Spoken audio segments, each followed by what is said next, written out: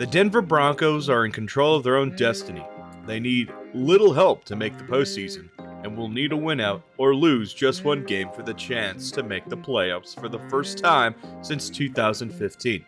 The Denver Broncos are coming off of a huge victory over the Los Angeles Chargers. The Chargers weren't in the game at all and were beat up and down the field.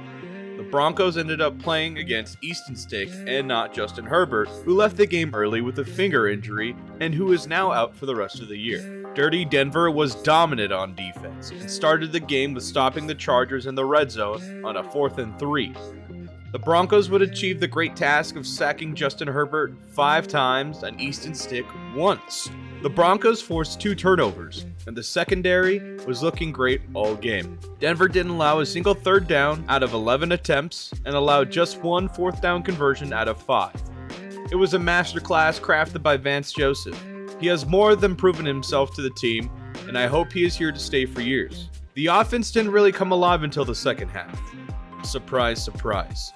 Jerry Jeudy missed some big catches that could have easily put this game away in the first half. He missed a bomb from Russ that would have put the Broncos in the red zone, and he misplaced his foot out of bounds and costed Denver a touchdown, and instead settled for 3. Courtland Sutton is once again showing why he's the go-to guy for Russ, catching a 46-yard pass while being held and with one hand. That man is putting up Catch of the Year candidate catches in every single game. What can us Bronco fans do to show our appreciation and love for our players who are making plays and deserve to be recognized?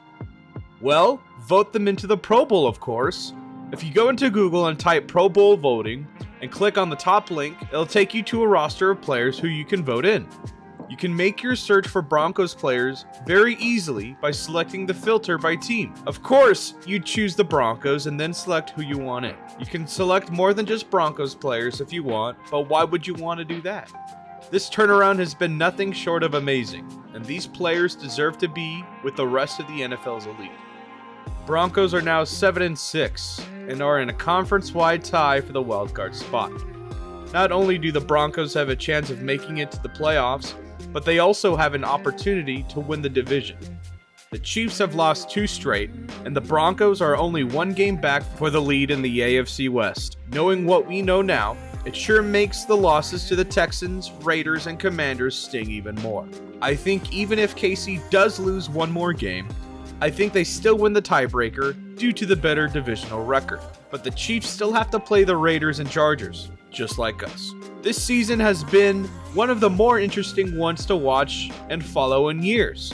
But that's probably because there are more at stake now for the Broncos compared to recent history. For Denver to be considered a serious contender in the postseason, they will need a victory against a Lions team that has been playing poorly lately and are coming off of a 28-13 loss to the Chicago Bears, who Denver defeated earlier in the season.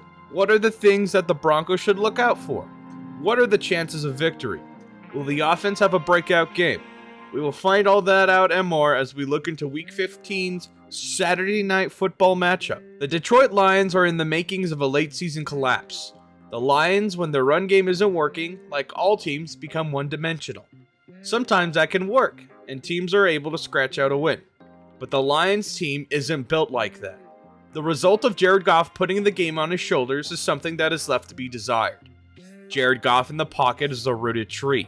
He doesn't have much mobility, and he isn't very accurate when he's forced to throw on the run. The Chicago Bears were ranked 19th in blitz rate this year, and the Bears seemed to pressure Goff a little more than they usually would, and gave Goff a fat 8.3 NFL passer rating. On 39 of his dropbacks, he was pressured 11 times, and he was 3 of 8 for passing, a pick, and a sack.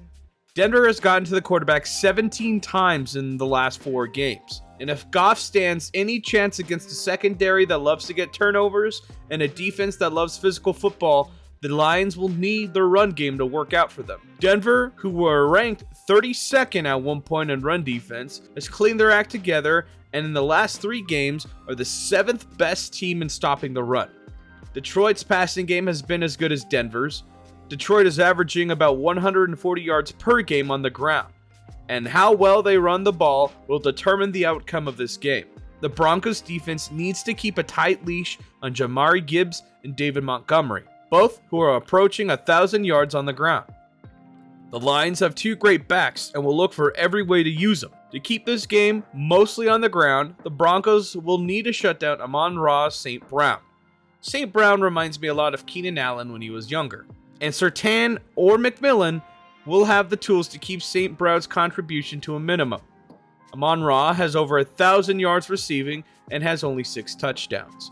But the Bears shut him down and held him to 3 catches for 21 yards and 0 touchdowns. If Denver can look at what the Bears did and try to do more of what they did, with adding some of their own flair to it, this game should be pretty manageable for the Broncos. Aiden Hutchinson will be a huge test for the Broncos O-line. Hutchinson has been incredible since coming out of college.